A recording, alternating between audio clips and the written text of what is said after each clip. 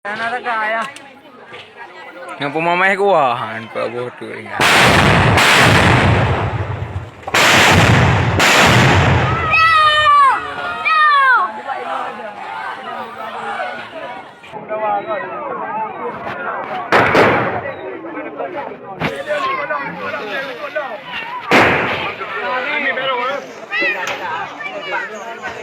Ya, boleh betul.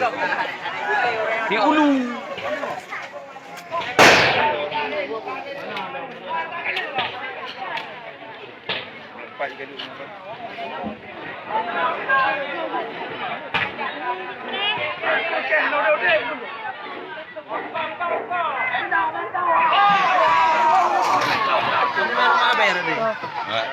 Jai bikin.